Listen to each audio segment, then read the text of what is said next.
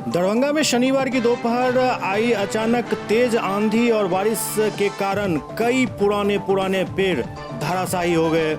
बात करें यदि दरभंगा शहरी क्षेत्र की, तो दरभंगा शहरी क्षेत्र में नुकसान पहुंचाते हुए ये तूफान केंद्रित रहा लहरियासराय और आसपास के इलाके पर, क्योंकि एक वेव खाजासराय से लेकर अललपट्टी के बीच ऐसा देखा गया जो पश्चिम की दिशा से आकर पूरब की ओर तहस नहस करते हुए निकल गया।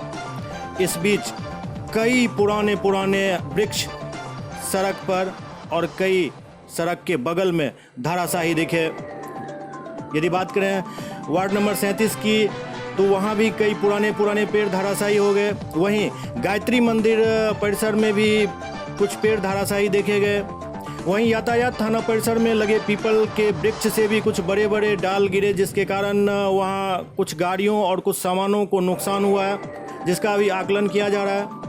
दरअसल पिछले 2 दिनों से उमस भरी गर्मी के बीच अचानक आई इस तेज आंधी और बारिश ने लोगों को गर्मी से तो राहत दे दी है, लेकिन यह सोचने पर विवश कर दिया है जो आखिरकार जिस हिसाब से हम लोग आगे बढ़ रहे हैं, वैसी स्थिति में पेड़ पौधों के जड़ को जो हम सीमित करते जा रहे हैं, मिट्टी से उसकी पकड़ को कमज़ोर करते जा रहे हैं, वो आखिरकार कितना नुकसानदायक हो सकता है, वो इस तूफान ने आज दिखा दिया। तूफान की गति क्या थी और इसमें क्या क्या नुकसान हुआ होगा, ज़रा इस विजुअल से अंदाज़ा लगाइए।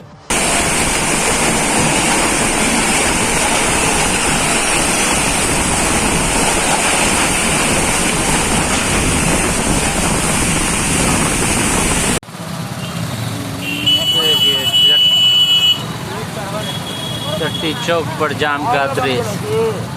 तेज आंधी में जलेबी का गाछ टूट के रोड पे गिर गया।